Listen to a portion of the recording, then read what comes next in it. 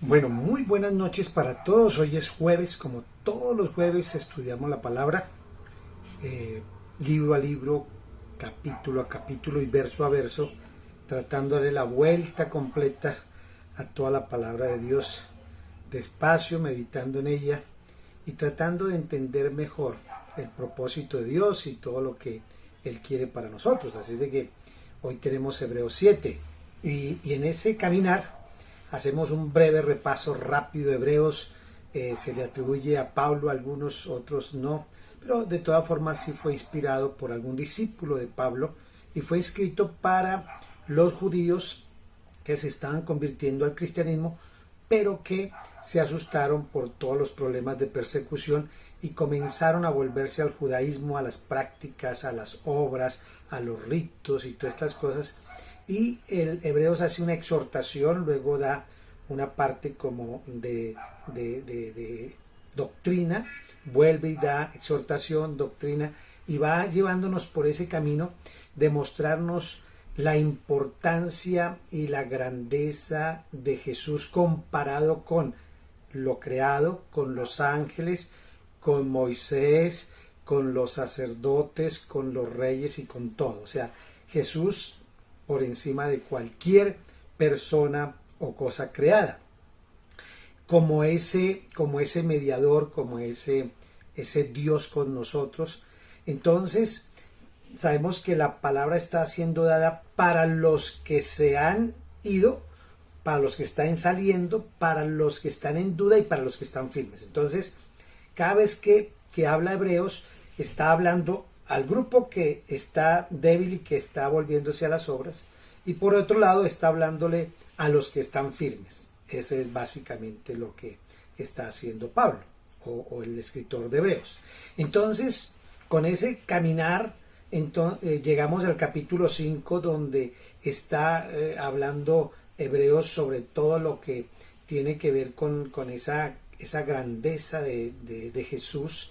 En el 6, en esa grandeza como sacerdote, en el 5 como sacerdote, pero en el 6 habla más sobre ese versículo cuestionado, esa parte que todo el mundo tiene miedo pensando que está hablando a los cristianos, sino a los que están en Cristo y nacidos de nuevo, sino que le está hablando a los que no se han convertido, pero que están en la iglesia, que van a la iglesia, pero que están en duda o se han vuelto al mundo. Básicamente es eso. Entonces, efectivamente, en el 7, ya del 5, el 6 hubo esa parte de exhortación, ahora vuelve el 7 y del 7 al 9 va a estar hablando sobre el sacerdocio. El sacerdocio. ¿Y por qué es importante? Porque para los judíos y para la iglesia y para todo esto, el sacerdocio en el Antiguo Testamento tiene una relevancia maravillosa y grande. Y es que el sacerdote era nombrado por Dios, debía ser igual a los demás, con las mismas características, que padeciera, sufriera, gozara, para poder entender y así interceder ante Dios por ellos. El sacerdote es el mediador entre Dios y los hombres, era la postura. Él tenía que hacer sacrificios para agradar a ese Dios santo, santo, santo, ya de animales, para cubrir los pecados del pueblo y los de él. Los sacerdotes morían, y al morir tocaba esperar que se nombrara al otro sacerdote que también iba a morir, ¿cierto? Y hacía lo mismo, hacer la mediación entre hombres para que Dios perdonara. Cada año se hacía un rito especial donde él podía entrar al lugar santísimo, que representa la presencia de Dios, para ir a presentar sacrificio y que el Señor perdonara los pecados del pueblo. Todo se resume en algo que Dios le dice a Abraham. Le hace una promesa, un pacto de que él va a darle, a través de Abraham, va a venir un linaje escogido, va a ser muy grande y numeroso como la arena del mar o las estrellas del cielo, y que de él, de su linaje, nacería el Salvador. El Salvador. Entonces, el Hijo de Dios, el Mesías, por llamarlo así de alguna manera. Entonces, y la promesa es para salvar al pueblo de Israel. Y en la promesa de Abraham la extiende a todas las naciones. Entonces haré de ti una gran nación, y muchas naciones conocerán. Entonces eso es lo que está allá en Génesis. Vamos entonces, ese es el preámbulo para entender por qué Hebreos entonces habla tan duro a los que se están echando atrás y volviendo a las costumbres judías, a los ritos y a los guardar días y hacerse circuncisión y tal, y a los que están ahí en la iglesia, que todavía permanecen firmes, les hace la exhortación también. Hoy por hoy, ¿con qué lo compararíamos? Igualmente, hay personas en la iglesia que aunque van a la iglesia, llevan años, Dios los ha usado en milagros, Dios ha hecho muchas cosas, pero ellos no han nacido del Espíritu, no han creído plenamente que Jesucristo es el Señor y Salvador de sus vidas para siempre, dudan de eso, y cuando se duda, entonces buscan algo que compense esa duda, algo físico, algo que adorar o algo que hacer para decir me lo merezco porque yo guardé, yo cuidé, yo no hice o yo hice. Es eso básicamente. Hoy por hoy igual en las iglesias de diferentes cristianas como la iglesia católica se usan muchos ritos que usted tiene que hacer para recibir el favor de Dios. En las iglesias cristianas protestantes, evangélicas, carismáticas, pentecostales y todas es igual. Si usted no hace ciertos ritos, ciertas cosas, usted no puede recibir el favor de Dios o le toca ayudarle a Dios. ¿Cómo? Pues tiene que hacer una especie de sacrificio o de obra o hacer o vestirse de tal manera o dar ciertas ofrendas o ir a un campamento o hacerse miembro así, que hay muchas cosas, ¿no? Están muchas doctrinas. Está la doctrina de todo, la suerte, la doctrina de que todo es por la ciencia, y están en la iglesia cristiana, pero creen que la ciencia es lo que Dios ha dado para que vivamos bien. Otros creen que es la suerte acompañada de elementos, objetos o santos o imágenes. Otros están pensando que la salvación y el regalo, la ayuda de Dios va a venir cuando yo sacrifico o me hago doler el cuerpo, o me golpeo y hago sacrificios que me duelan para que Dios me bendiga.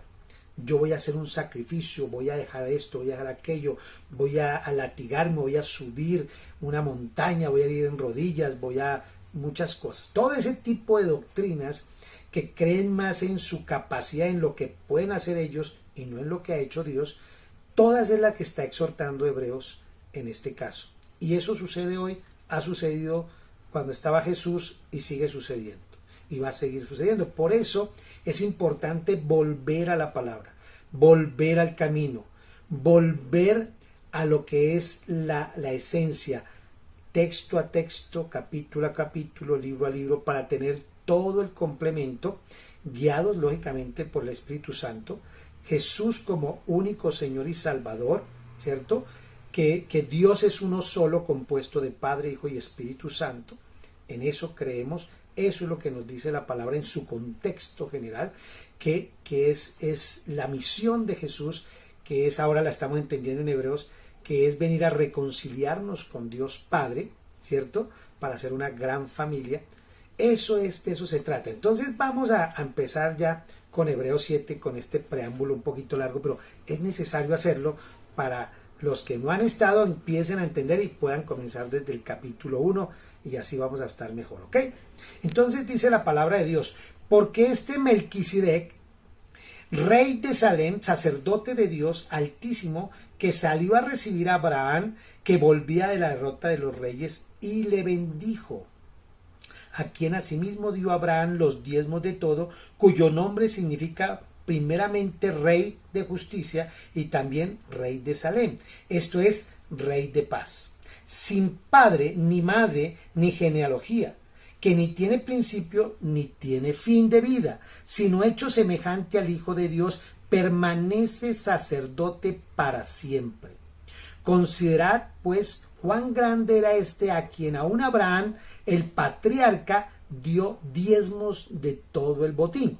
Ciertamente, los que entre los hijos de Leví recibieron sacerdocio, tienen mandamiento de tomar del pueblo los diezmos según la ley, es decir, de sus hermanos, aunque estos también hayan sido de los lomos de Abraham. Pero aquel cuya genealogía es contada de entre ellos, tomó de Abraham los diezmos y bendijo al que tenía la promesa. Y sin discusión alguna, el menor es bendecido por el mayor. Y aquí ciertamente reciben los diezmos en esta tierra hombres mortales, pero allí uno de quien se da testimonio de que vive. Y por decirlo así, en Abraham pagó el diezmo también los de Leví, quien recibieron los diezmos, porque aún estaba en los lomos del padre Abraham, Melquisedec se lo dio allí en el encuentro. Ok, esa primera parte vamos a desmenuzarla y a trabajarla. Porque Melquisedec, rey de Salem, sacerdote de Dios Altísimo, que salió a recibir a Abraham y se volvía de la derrota de los reyes y le bendijo. ¿Quién bendijo a Abraham? Melquisedec. ¿Y quién es Melquisedec? Melquisedec en algunas partes, algunos teólogos dicen que es Jesús, digámoslo así, que vino y hizo la parte de sacerdote de Salem porque no tiene principio ni tiene fin, es igual que Jesús.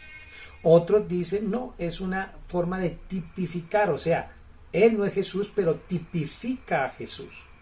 Sea lo que sea, lo que el Hebreos quiere decirnos es que el sacerdocio de Jesucristo viene de ese linaje, de un linaje que no tiene principio ni tiene fin, que es eterno.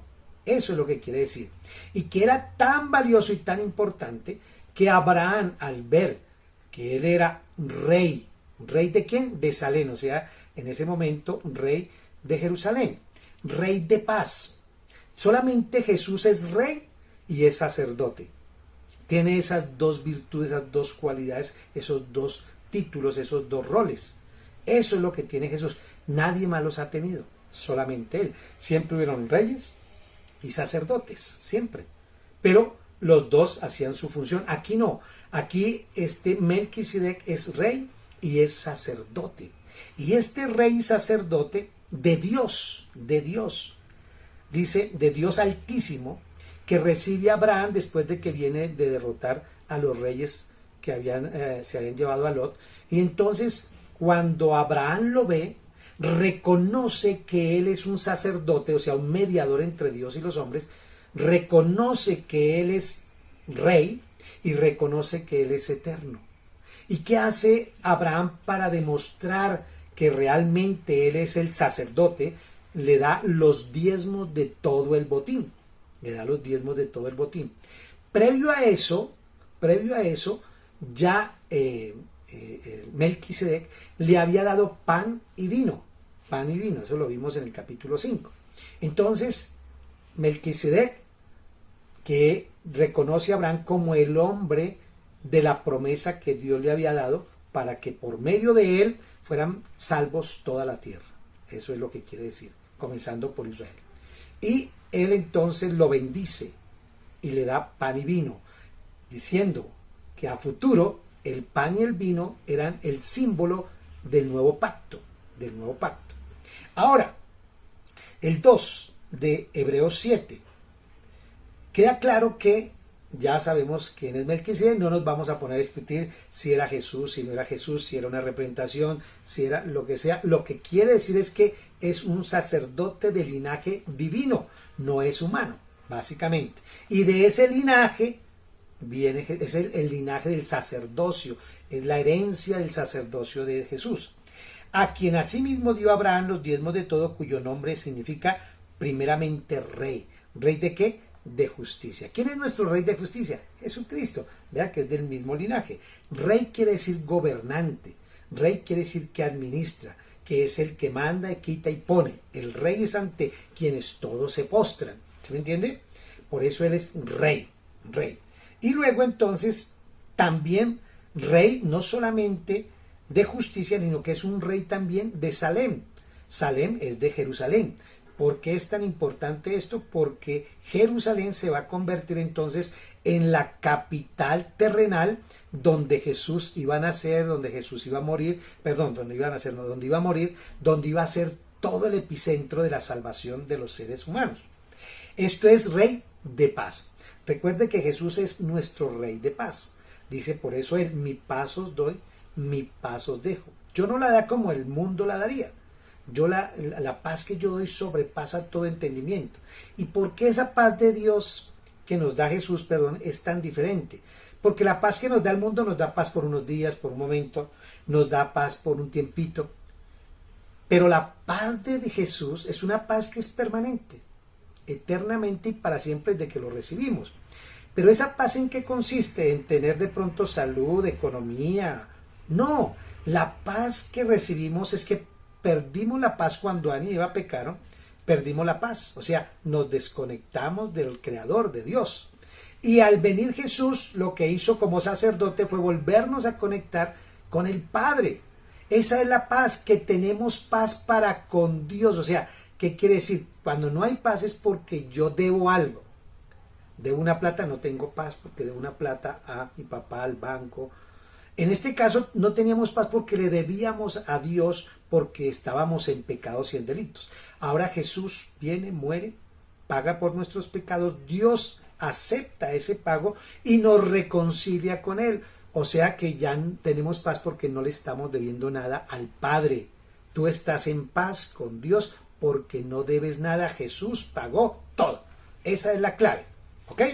Entonces, dice que este sacerdote no tenía padre ni madre, o sea, no tenía principio ni fin, y que ni tiene principio ni fin. Y dice aquí, hecho semejante al Hijo de Dios. Hecho semejante al Hijo de Dios, dice Hebreos. Está diciendo, permanece sacerdote para siempre. Mire esto tan importante, este versículo 3.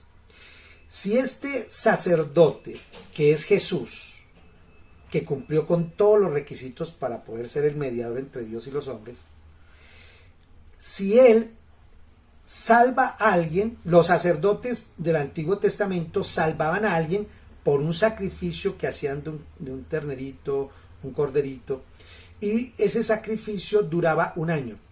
La salvación o el cuidado o la protección era por un año. Al año tenía que volver otra vez a entrar al lugar santísimo, hacer todo y matar por él también un corderito para primero sus pecados fueran también cubiertos.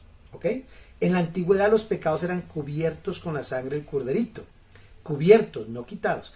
En la actualidad, los que hemos creído en Jesucristo, nuestros pecados fueron borrados, echados al fondo del mar, quitados. No tenemos ni un solo pecado.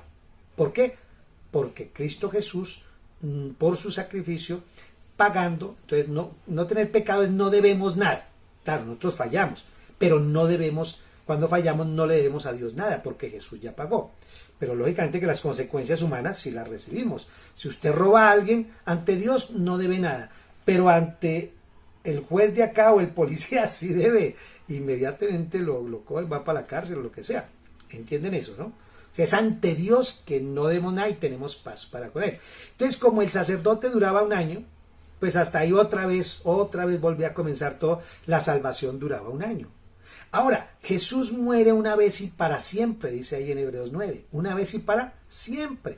Si este que es rey y que aparte esto es mediador, sacerdote, Él es eterno, ¿nuestra salvación será por un año? ¿Por 2 años? No, nuestra salvación es eterna porque el sacerdote es eterno. O sea que nuestra relación con Dios es eterna. Ya, no tiene vuelta de hoja, no tiene caída, ya estamos salvos. ¿Se me entiende? Jesús hizo eso, no por nuestros méritos, nunca, jamás. Entonces, como ese sacerdote que tenemos, que Jesús es eterno, nuestra salvación también es eterna. Como el rey que tenemos, los reyes, ¿hasta dónde duran?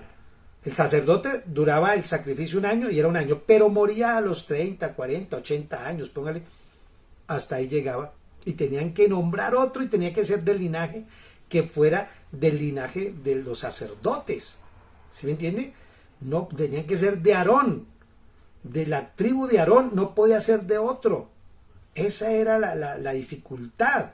Y moría, y entonces la salvación duraba hasta que el sacerdote mediador podía. Morían, o sea, algo inseguro. Ahora tenemos algo muy seguro, que es Jesús, que murió una vez para siempre, resucitó y por eternidad, la eternidad, va a ser nuestro mediador y sacerdote. O sea, que nosotros tenemos salvación eternamente y para siempre, como lo ratifica en Juan 10, 28 al 30, que nosotros estamos seguros en Él eternamente y para siempre y nada nos podrá separar de Él. Esto es importante.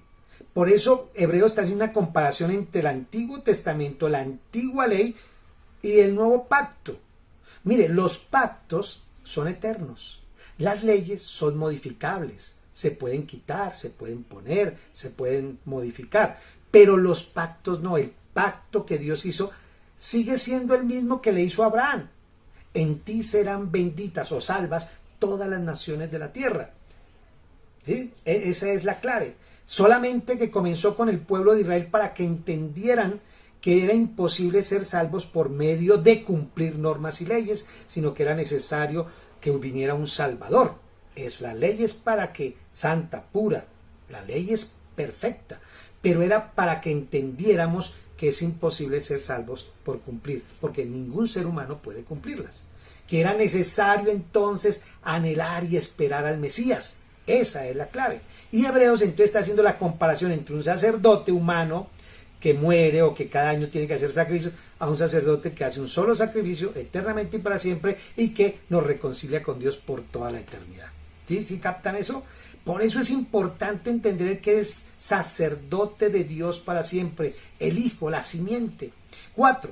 Considerad pues cuán grande era este a quien Abraham, el patriarca, dio diezmos del botín. Consideren esa importancia que Abraham vio en este sacerdote rey que le dio los diezmos. Primer vez que se nombran los diezmos en la Biblia y todo hay un principio bíblico, un principio teológico, que la primera mención nos sirve para interpretar el resto. Si Abraham lo hizo y no estaba bajo la ley, ahí estaba bajo la gracia, él lo dio porque por obligación, no, lo dio por amor. ¿Este sacerdote le dio el pan y vino por obligación, por ley? No, por amor. ¿Ves? Pero luego con Moisés sí era obligación. Eso se llama ley. Ahora en Cristo Jesús volvemos a lo de Abraham. Por gracia, por amor. Si tú vas a dar algo, tienes que darlo por amor, no por obligación. Y Dios nos da por amor también, no por obligación. Por amor, porque ya lo obligado lo cumplió Jesús en la cruz del Calvario. Ciertamente los que de entre los hijos de Leví eran los encargados de recoger los diezmos, la tribu de Leví. Ellos, como eran los encargados del sacerdocio, del mantenimiento, de tomar al pueblo y de tomar los diezmos, ellos recibían los diezmos humanamente y se les daban. ¿Por qué? Porque representaban que eran los encargados de mediar entre Dios y los hombres. Abraham lo dio porque entendió que él era el mediador entre Dios y los hombres, para él, para Abraham. Ahora nosotros, ¿qué deberíamos hacer? Igual, si tú vas a dar tu diezmo, tu ofrenda, tu donativo, tienes que darlo por amor. ¿Por qué? Porque la forma de sacrificio, si lo queremos llamar así, que no debería ser sacrificio, sino la forma de mostrar el amor, de que yo honro a Dios y que Dios es mi Señor y Salvador y que Él es mi proveedor, yo lo hago como una forma de adoración. Eso es. El diezmo es una adoración, el diezmo es una forma de demostrar el amor, la forma humana que podemos tener. Yo puedo decir, yo amo a Dios o yo amo a mi esposa, pero nunca le doy para unos zapatos. Ay, yo amo a mis hijos, pero nunca les doy para que compren nada. Yo amo a Dios, pero nunca doy para nada. O sea, no es un amor. El amor se demuestra, como lo hizo Dios, entregando a su Hijo, o Jesús, entregándose a Él mismo, o como lo hicieron los apóstoles, entregándose ellos. ¿Y cómo lo hacemos nosotros? Entregándonos, trabajando para el Señor. ¿Ok? Entonces, no sé si captan esa parte. Miren lo que dice el 6. Pero aquel cuya genealogía no es contada entre ellos, o sea, la de Melquisedec, tomó de Abraham los diezmos. Él hubiera dicho, no me des nada. No, los tomó. Y bendijo al que tenía la promesa. Esto es Abraham, ¿cierto? Eso usted va a encontrar esto en Génesis 14:19 y en Romanos 4:13. Y sin discusión alguna, el menor es bendecido por el mayor. O sea, Abraham era el menor y fue bendecido por el mayor. Nosotros somos los menores, somos bendecidos por nuestro hermano mayor, que es Jesucristo. Y aquí vuelve y dice, y ciertamente reciben los diezmos hombres mortales. Eso es lo que normalmente... aquí cuando están escribiendo la carta de Hebreos, lo que normalmente está diciendo es que los diezmos los reciben los levitas, los sacerdotes, ¿cierto? Eso es lo normal. Personas que mueren, personas que fallan, personas que tienen que hacer sacrificios, personas que no son eternas. Pero allí uno quien se da testimonio de que vive, o sea, que de que sigue vivo permanentemente. Por eso se llama el yo soy. Yo soy quiere decir que yo soy hoy, mañana, pasado, sigo siendo yo soy. Los hombres fuimos, morimos, pasamos. Él es. El 9 de capítulo 7. Y por decirlo de alguna manera, en Abraham también los levitas, los de la ley, pagaron sus diezmos, porque Abraham cuando pagó su diezmo, toda la genealogía de los israelitas estaba en él. Estaba, dice que en sus lomos, porque de él nació todo el pueblo de Israel, ¿cierto? Isaac, Jacob y todos los que vinieron. Entonces cuando él pagó sus diezmos, realmente pagó por Moisés y por todos los de la ley, es lo que está diciendo. Y por los mismos levitas, o sea, que los levitas, aunque eran los que recibían, ellos también sin darse cuenta dieron y reconocieron que Jesús es el mediador, que Melquisedec o el sacerdote eterno, él debería recibir los diezmos, porque aún estaba en los lomos. Y miremos ahora la segunda parte de esto. El sacerdocio transitorio de Aarón comparado contra el sacerdocio eterno de Cristo. Dice el 11, sí, de esta manera, pues la perfección fuera por el sacerdocio de la ley o levítico, porque bajo de eso fue que recibió. Aarón recibió su llamado bajo una ley, bajo la ley. Entonces, está diciendo acá, si ese sacerdocio fuera perfecto, fuera bueno, o sea, no habría necesidad de Jesús. Entonces, ¿qué necesidad habría de que se levantase otro sacerdote según el orden de Melquisedec, o sea, eterno? ¿Para qué? Si ese sacerdocio fuera bueno, perfecto, eterno, ¿para qué invocábamos o el Señor nombraba a otro sacerdote que fuera eterno y que no fuese llamado según el orden de Aarón? Mire, el 12. Porque cambiando el sacerdocio, cambiado ese sacerdocio, necesario es que haya también un cambio de ley. Si se cambia el sacerdote que era cada año, que era sacrificios, que era corderitos, y se cambia ese sacerdocio que era corto, que morían, y lo vamos a cambiar por uno eterno, entonces si vamos a cambiar estas leyes, se pueden cambiar, el pacto no, pero las leyes sí. Ahora pasamos a un nuevo pacto, pues vamos a cambiar las leyes. Aquí era, si tú no lo haces, mueres, si tú pecas, mueres. Aquí es, Cristo muere por tus pecados, yo muero, el justo por los injustos, yo hago todo, el sacerdote es el que se sacrifica. Entonces, dice aquí, según el orden de Melquisedec, y no fue llamado según el orden de Aarón. Jesús no fue llamado según el orden de los que mueren y hacen ritos cada año. Jesús fue llamado según el orden de Melquisedec, que no tiene principio ni fin, no muere nunca y fue un solo sacrificio. Y él mismo fue el sacrificio. Porque cambiando el sacerdocio es necesario que haya también un cambio de ley. Eso está en la Biblia. Ojo. Y aquel de quien se dice esto es de otra tribu de la cual nadie sirvió en el altar. Nadie sirvió de la tribu de Judá. Nadie. Eran los levitas. Por eso es que se puede cambiar la ley. Porque ahora viene un nuevo sacerdote, un nuevo rey, y es de la tribu de Judá, si hablamos de tribus. Pero viene del linaje de Abraham, ¿cierto? Y él ya viene entonces como rey de David también, ¿ok? Porque manifiesto es que nuestro Señor vino de la tribu de Judá, de la cual nada habló Moisés tocante al sacerdocio. Moisés dentro de la ley nunca jamás dijo que el sacerdote debía ser de la tribu de Judá, no, siempre era de los levitas, de Aarón. Entonces, ¿qué pasa acá? Y esto es aún más manifiesto, 15 dice, se levanta un sacerdote distinto, de una tribu distinta, entonces de una ley diferente. Dice el 16, no constituido conforme a la ley de Moisés, del mandamiento acerca de la descendencia de los levitas, sino según el poder de una vida indestructible. Aquí ya este sacerdote es eterno y para siempre, es indestructible, no cambia, es perfecto, es santo, es eterno. Es una diferente a lo que había con Moisés. Si usted lee el Salmo 110:4, va a entender eso. Leámoslo para ver qué nos dice el Salmo 110:4, que es donde David, Dios le revela que son las dos partes donde se nombra a Melquisedec, allá en Génesis, aquí en Salmos y en Hebreos, no más. Mire lo que dice la palabra de Dios. Juró Jehová y no se arrepentirá, porque él nunca se arrepiente de lo que te promete o jura. Tú eres sacerdote para siempre. ¿A quién le dijo eso? A su hijo, a Jesús. ¿Tú eres sacerdote por un año? No. ¿Por 80 años? No. Tú eres sacerdote para siempre según el orden de Melquisedec. Esto se lo dijo Dios. Este es un salmo que escribió David. Dios le reveló al rey David que Jesús, el Mesías, el que había de venir, él era un sacerdote eterno y para siempre. Entonces, el Señor está a tu diestra, quebrantará a los reyes en el día de su ira. Tremendo. Salmo 110, el versículo desde el 3, pueden leerlo. ¿Ok? Y el 4, que es el importante.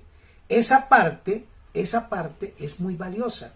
Y sigue entonces aquí diciendo, para que lo entiendan, el Salmo, si leemos el Salmo, el 14, porque manifiesto es que nuestro Señor vino de la tribu de Judá, de la cual nada habló Moisés tocante al sacerdocio. Y esto es aún más manifiesto si, a semejanza de Melquisedec, se levanta un sacerdote distinto, no constituido conforme a la ley del mandamiento acerca de la descendencia, sino según el poder de una vida indestructible. Pues se da testimonio de él. Tú eres sacerdote para siempre según el orden de Melquisedec. Ya acabamos de leer eso en Salmo 110:4. Queda pues abrogado, caducado. Queda pues abrogado. Abrogado quiere decir que ya no sirve. Queda pues abrogado el mandamiento anterior a causa de su debilidad e ineficacia. El mandamiento de nombrar sacerdotes de la tribu de Leví, que hacían sacrificio cada año, que duraban unos años y morían. Esa ley quedó abrogada. No sirve. Se quitó, se cortó. Ahora hay una nueva ley, un nuevo sacerdote y hay un nuevo rey. Eso es lo que quiere decir Hebreos. Ya no estamos bajo esa norma de sacerdotes. Por eso algunas iglesias tradicionales todavía conservan la parte del sacerdote y la confesión. Eso no es en la Biblia. ¿Ok? Queda pues abrogado ese mandamiento, el versículo 18.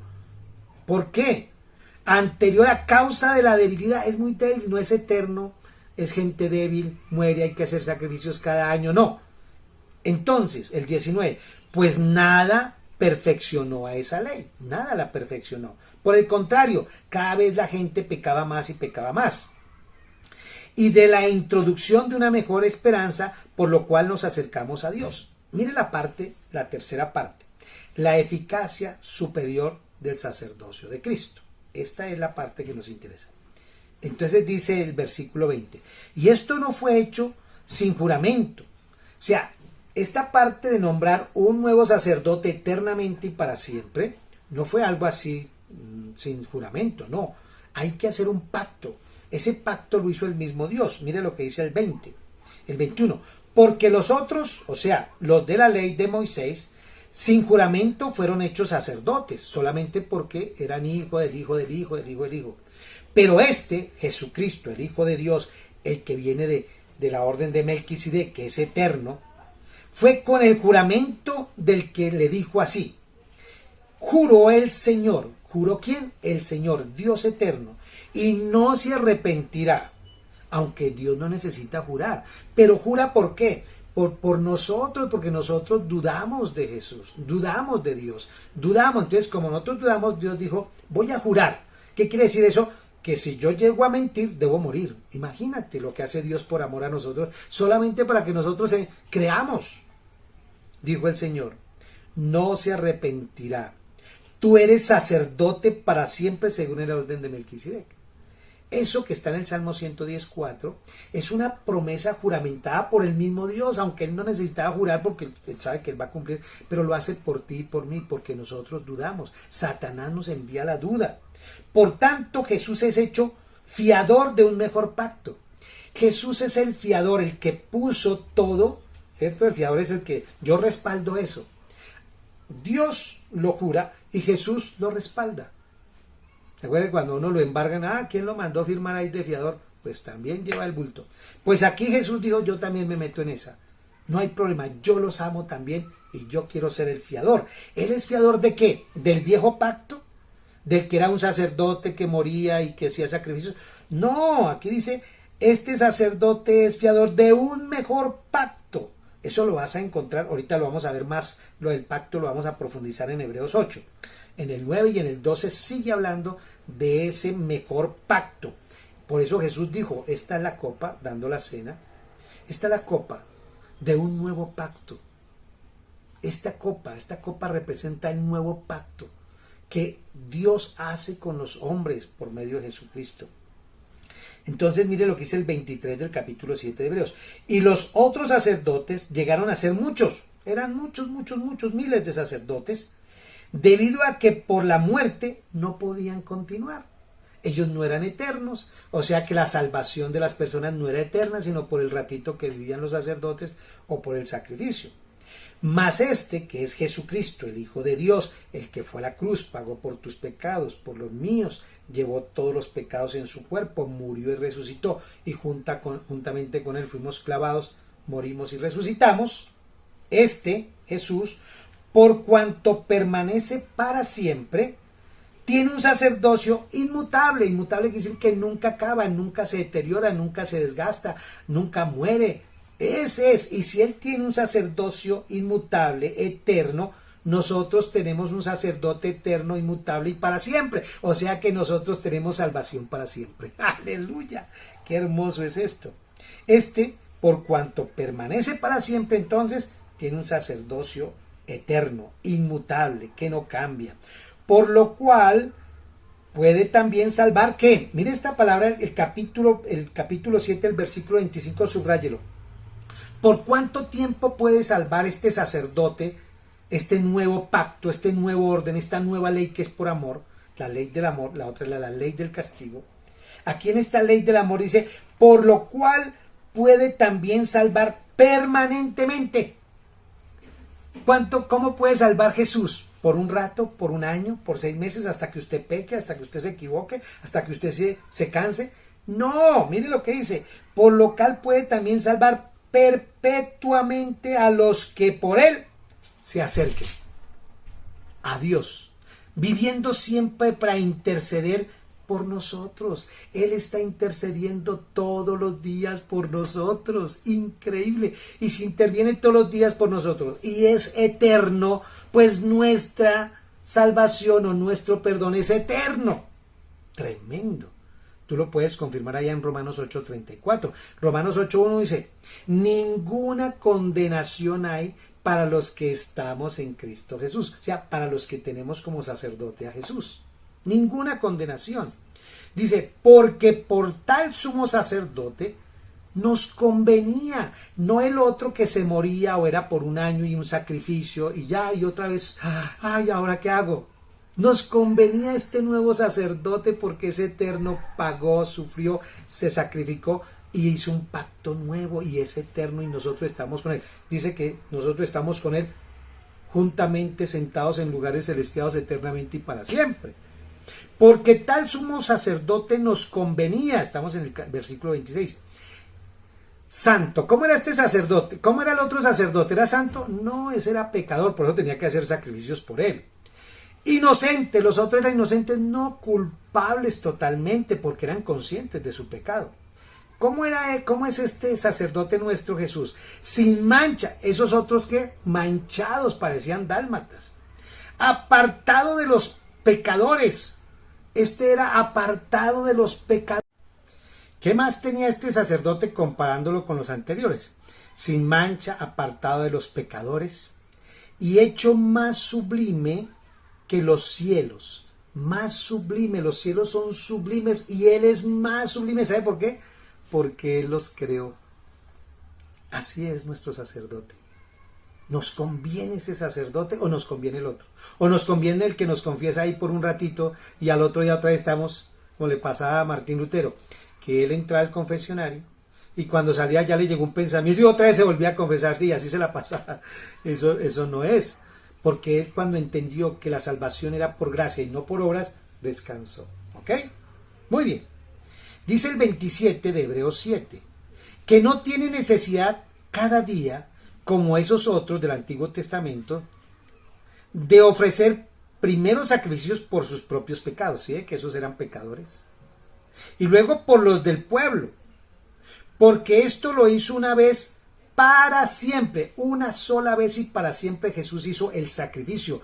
Usted no puede cada rato estar diciendo, Señor, perdóname, perdón. Ya lo perdonó una vez y para siempre. Tremendo, ¿no? Lo que usted sí puede ir donde el Señor es a ir arrepentido de lo que hizo. Y Él te orienta, pero ya el Señor. Ahora, ¿qué hace el sacerdote si Él está permanentemente y para siempre ahí intercediendo por nosotros? Ese es lo hermoso. Entonces, sacrificio por sus propios pecados. Ellos tenían que presentar sacrificio por sus pecados, morían, eran pecadores, eran manchados, ¿no? Porque esto lo hizo una vez, sola vez y para siempre, ofreciéndose a sí mismo. Él mismo fue el corderito, Él mismo fue el sacrificio, Él derramó su propia sangre. Él, santo, sin mancha, nunca pecó. Perfecto este sacerdocio. Y dice el 28 ya para terminar, porque la ley constituye sumos sacerdotes que débiles, hombres que son débiles, o sea, débil quiere decir que pecan, y todos pecamos. Pero la palabra del juramento posterior a la ley, al Hijo hecho perfecto para siempre. Y si Él fue perfecto para siempre, nosotros con Él hemos sido hechos perfectos para siempre. ¿Qué tal ese sacerdote que tenemos? Es permanente, intercede, te ayuda, te acompaña, sacrifica por ti. Pero lo que tenemos que hacer es creerle, creer lo que Él hizo. Créale, no es por hacer, es por creer. No dice que al que hace todo le es posible, sino al que cree todo le es posible. Cuando tú crees que Jesús pagó por tus pecados, que es Él era el cordero, que Él mismo se entregó, que Él mismo se sacrificó, que llevó tus pecados, todos los que cometiste y los que ni has cometido, todos los llevó Él. Él no puede morir cada año, cada 6 meses, no. Él murió una vez y para siempre por todos los pecados tuyos y los de todo el mundo. Los que han nacido, los que no han nacido y los que nacerán, por todos ya pagó. Pero ¿quién se hace partícipe de ese sacerdocio y de esa salvación? Todo aquel que cree en eso. El que no cree, no. O sea, no hay universalismo acá, de que como Jesús murió por todo, entonces yo soy salvo así esté en pecado. No, hay una condición. A los suyos vino y ellos no le recibieron. Pero a todo el que le recibe y cree que Él es el Salvador, el Hijo de Dios, el sacerdote, el Rey, el que murió, llevó mis pecados, resucitó y vendrá por segunda vez, a todo el que cree eso, dice el Señor, Él entra su espíritu en uno, nacemos de nuevo y tenemos sacerdote eternamente y para siempre. Y nunca jamás conoceremos el infierno, porque estamos juntamente con Él, sentados en lugares celestiales, eternamente y para siempre. Y si fallas, pues recibes tu disciplina. Si usted roba algo, pues va para la cárcel. Si usted es infiel, pues lo echan de la casa. Si usted dice mentiras, pues lo cogen en la mentira. Ese ya es problema suyo. Pero con Dios estamos, dice la palabra de Dios, como lo acabamos de leer, justificados, en paz con Dios. Estamos en paz con Dios. Esto es para meditarlo. Esto es para conversarlo con el Espíritu Santo. Esto es para meditar en Él día y noche. Esto es para degustarlo. Esto es para ser libre. Esto es para decirle a Satanás, nunca más me volverás a atormentar ni a acusar, porque usted es el acusador. Y Dios, a través de Jesús, mi sacerdote, es mi Salvador, es mi mediador, eternamente y para siempre. Aleluya, gloria a Dios. Eso es hermoso, mis amados. Hebreos 7. Continuamos con el 8. Sigue hablando del sacerdocio. Vamos hasta el 9 y luego vamos a ver cada una de esas. ¿Por qué es tan valioso el pacto? Vamos a verlo la próxima vez. Si es de que prepárese, próximo jueves vamos a tener un tiempito también muy especial. Dios me los bendiga. Que la gracia, la paz de nuestro sacerdote que es eterno, que no miente, que nos ama, no importa cuántas veces tú te equivoques, Él te seguirá amando y te seguirá ayudando. Claro, esa es la función. Él vino a ¿qué? A salvar lo que se ha perdido. Él vino a ¿qué? A rescatar. Él es el que vino, Él fue el que se vino por nosotros. No nosotros fuimos allá, Él vino. Tanto amor es el del Padre, que envió a su propio Hijo a rescatarnos. Y para permanecer, mientras que este cuerpecito, que es el que nos lleva al pecado, desde Adán y Eva hasta acá, hasta que este cuerpito se ha cambiado por un cuerpo espiritual, pues tenemos al sacerdote para que nos ayude a interceder. ¿Cómo la ve? Chévere, ¿no? Dios me los bendiga. Y con el favor de Dios, los que están acá en Bogotá, si usted viene por acá, nos visita, estamos en Bogotá, estamos por el lado de Niza 9, entonces nos manda un mensajito, te invitamos y gracias por visitarnos. Muchas bendiciones, que el Señor me les continúe bendiciendo.